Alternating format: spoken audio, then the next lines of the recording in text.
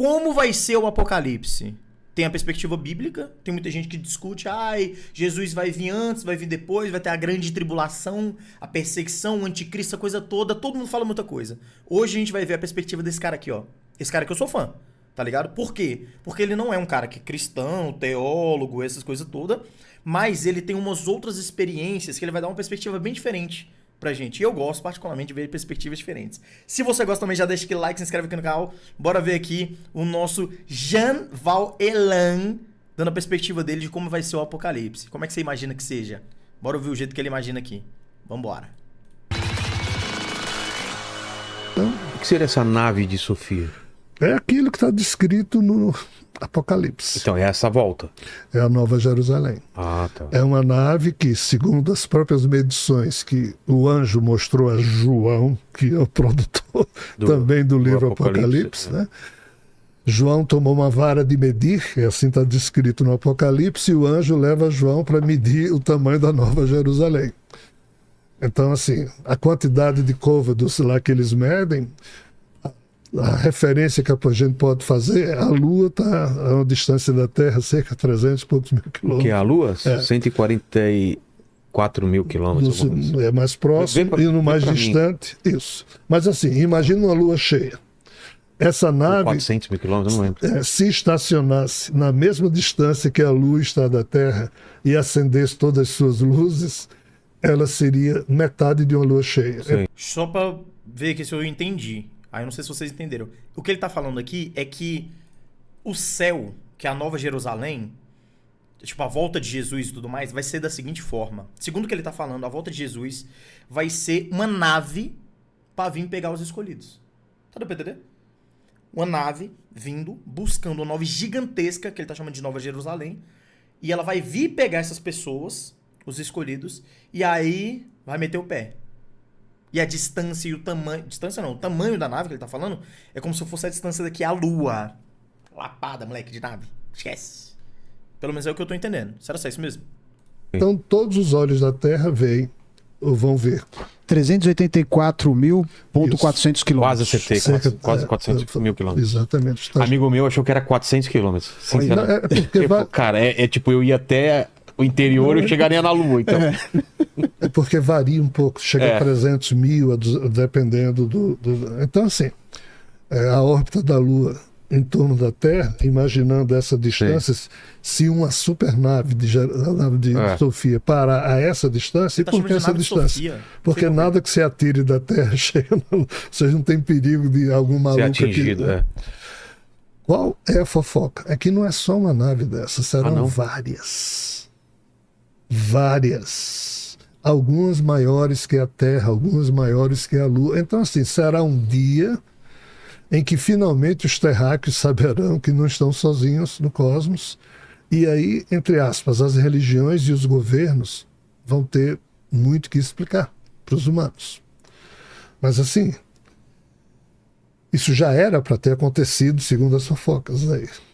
Mas há problemas desses 9 seres que não aceitam que o que foi criado nesse universo agora seja o que vai ser o herdeiro das eras, como eles falam. Pô, a gente vai ter que ver muitos vídeos desse cara aqui. Já tô sentindo, irmão. Vai ter que pegar e maratonar Jean Val Elan. Porque tá vendo que ele vai falando de várias outras coisas, vai puxando coisa assim, e eu tô ficando meio assim. Gente, o que ele tá falando aqui de 9 seres? O que é isso? Tem que pegar o cara no meio do caminho aqui, irmão. E vamos tentar interpretar aqui. Mas tem a ver com toda essa movimentação e pessoas falando em fim do mundo? Você acha que há sinais suficientes pra gente achar que esse ciclo tá acabando ou não? Mas não é fim de mundo nesses termos. Aí não é fim de mundo no sentido... É final de era, final de tempo. Final de uma era para começar uma outra. Isso. Mas como seria esse final? Seria em forma de guerra nuclear ou... Eis o problema. Parece que sim. Fogo? Veja bem. Isso não é... Efeito estufa? Veja só, a explicação mais razoável que tem para isso é a seguinte. A Terra, ela gira em torno do Sol, não com o eixo dela, assim, o eixo fica inclinado. Então o Sol está aqui e a Terra gira de forma inclinada. E esse eixo, ele tipo um peão, ele faz um bamboleio que dura cerca de 26 mil anos. Então isso chama-se precessão equinocial, ou seja, a Terra dá 26 mil giros em torno do Sol para completar a sua precessão equinocial, que seria o giro do seu eixo. Que loucura, Segundo algumas mitologias, Ele sabe. essa precessão equinocial é dividida às vezes em 5 eras e em 4 eras. Pouco importa. Mas os Hopis, por exemplo, índios norte-americanos, várias culturas, a cultura hindu, maia, blá, blá, blá, blá, blá, blá, diz o seguinte: cada era dessa de 5.200 anos, aproximadamente, quando uma era está se acabando e a outra vai começar a dar merda. É Então, uma quebra, é uma... nós estamos, então, na última era desse ciclo, para completar o ciclo da precessão equinocial. Os maias, os astecas, os incas, que são 3 culturas geradas pelos toltecas, herdaram dos toltecas um calendário que mostrava isso. Então eles sabiam calcular que estavam vivendo no último período desses 26 mil anos. Mas os maias, os incas e os astecas colocaram como 2012, certo? Eles não sabiam em que ponto desse último período eles estavam. Então, os astecas criaram sacrifícios humanos para pedir aos deuses para retardar o passar do tempo, porque eles não queriam chegar no último instante dessa era, porque eles escutaram que nas outras transições, uma vez caiu fogo do céu, destruiu tudo, outra vez congelou tudo, morreu todo mundo. O último foi o dilúvio que matou todo mundo. Aí agora seria o quê? O quê? Eis a questão. Segundo o que se depreende, depende do que o livre-arbítrio humano criar. Não está decidido, então. Bomba, não filho, estaria esquece, guerra. Bomba atômica. Só pode ser, irmão. É tal coisa do futuro que... E assim, eu não sei se a gente deve aprofundar isso, mas no Apocalipse, quando o anjo leva João para João ver Javé sentado num trono e 7 livros selados, e João diz: chorei copiosamente porque eu percebi que nem o Senhor sentado no trono, nem ninguém dos santos ali presentes, dos seus anjos, sabia interpretar os livros. Mas o leão da tribo de Judá, que acabou de adentrar no ambiente, que era Jesus, né? Ele foi e descerrou os 7 selos e passou a explicar ao Senhor dos Espíritos o que efetivamente iria acontecer. Tem esse bagulho de seu desespírito na Bíblia? Como é que... Caraca, que loucura, moleque. 7 selos, 7 cálices, 7 trombetas. O que diabos isso significa? As profecias, elas predispõem, mas não impõem. O que é a profecia? Imaginando esse papel aqui, um caminho. Quando você está caminhando aqui, você olha, você só vê os próximos quilômetros.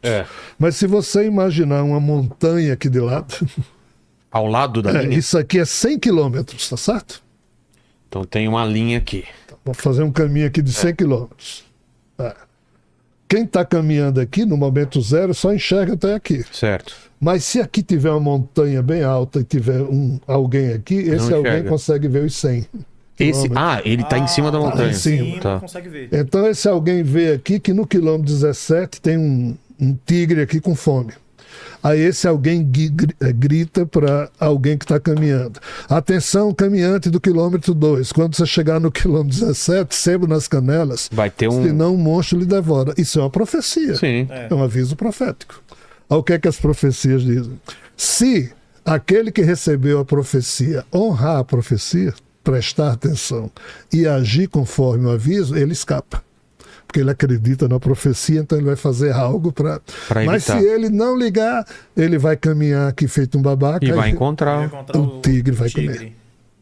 Então, as profecias predispõem, mas não impõem. Entendi. Os tais 7 livros que estavam lá, selados na frente de Javé, é que um dos livros que eu lancei, chamado Big Data do Criador, é o conjunto de profecias, os chamados códigos da Bíblia, dos 5 primeiros livros, que Javé e os anjos dele conseguiram criar cenários do futuro. Mas nem Javé nem os anjos sabiam dizer das probabilidades qual efetivamente aconteceria. Então só Jesus, ou melhor, só Rockman, na sua sabedoria, poderia dizer, de tudo que está profetizado. Quem é esse que ele falou?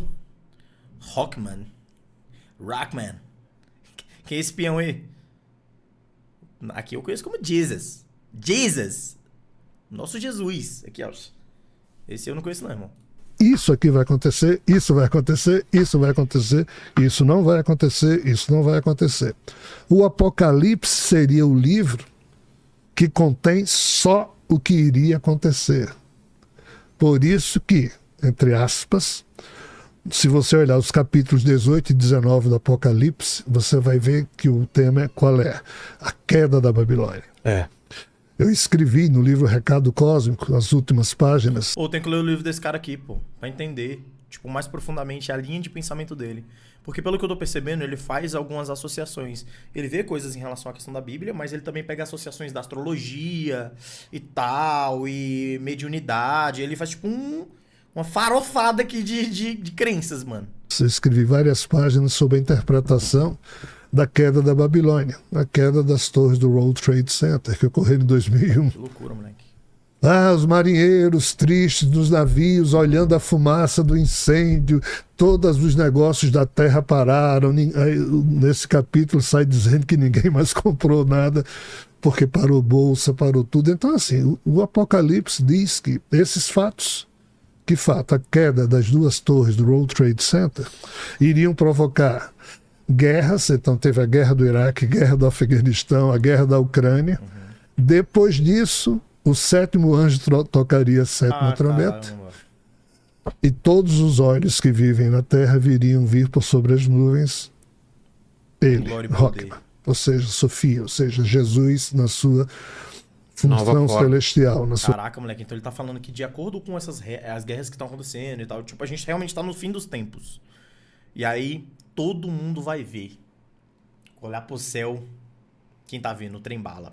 Pá, na navezona. Esquece. Que moral, hein? sua forma celestial.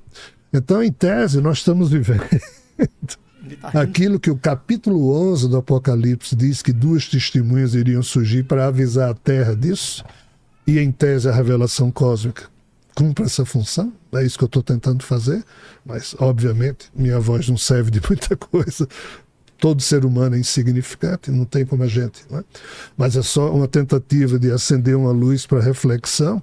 Então, em tese, está faltando o quê? Só o sétimo anjo tocar a sétima trombeta, cara. porque todas as guerras aconteceram. Ou será que ainda falta uma, a guerra da Ucrânia, na perspectiva nuclear, ou outra guerra? E os quatro cavaleiros do Apocalipse, né? Não, isso já Fome, aconteceu. guerra, Não, doenças. Isso está acontecendo o tempo todo. Então, em tese, pela interpretação que eles me deram, falta só isso aqui. E a figura do anticristo? Esse anticristo corre mais pela interpretação que muitos deram em torno do que ali está escrito. Pedro, em uma das epístolas, João, em uma das epístolas, que junto com as 17 epístolas de Paulo compuseram o chamado Novo Testamento, falam de figuras que iriam trabalhar contra os desejos do Cristo. Essa expressão anticristo, isso é uma coisa da interpretação da chamada exegese bíblica, mas ela não é necessariamente bíblica. Isso é uma coisa muito mais que as religiões evangélicas, nas suas escatologias, terminaram colocando, e isso rende Então, muito senso. então não vai ter anticristo? Tipo, na interpretação do Jean Valjean, não vai ter? Tipo, é só a interpretação dos crentes?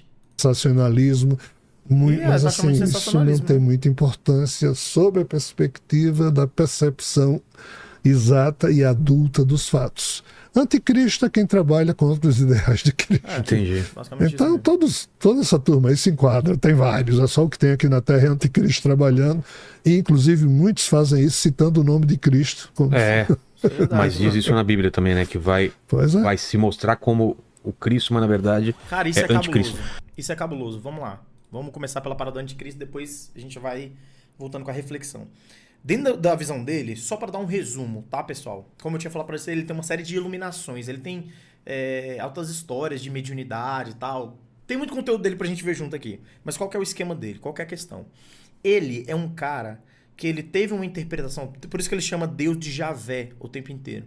Porque é uma outra coisa aí, que ele interpreta em relação a Deus, o papel de Deus nesse universo cósmico, que isso não são coisas desassociadas para ele.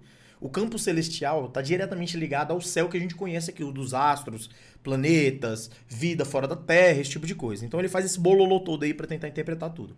Do que ele tá falando pra gente aqui, ele tá tentando dizer que, por exemplo, no caso do anticristo, não tem o anticristo quanto persona, sacou? Como pessoa, na realidade, como personagem, né?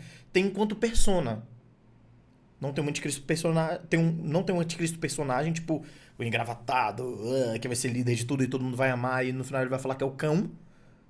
Mas tem o anticristo persona, e isso é uma coisa que cabe muito mais de interpretação da religião e tudo mais. Beleza, tudo bem. Agora, essa forma que ele enxerga do progresso do tempo, e de acordo com os parâmetros estabelecidos, só falta o anjo tocar a 7ª trombeta? Pancada, hein? Do nada a gente tá aqui, imagina, tô na tua casa aí, do nada só o... Cara, eu ia tocar a música do Chapolin. Caralho, nada a ver. Cara, que merda. Aí, o cara toca o titiriti. Tô viajando. Aí, porra, tu olha pra cima, nave. Como eu falei pra vocês, não é tipo a gente sumindo e chegando num lugar nada a ver. É tipo uma nave literalmente chegando, mas como ele falou, é um conjunto de naves gigantescas.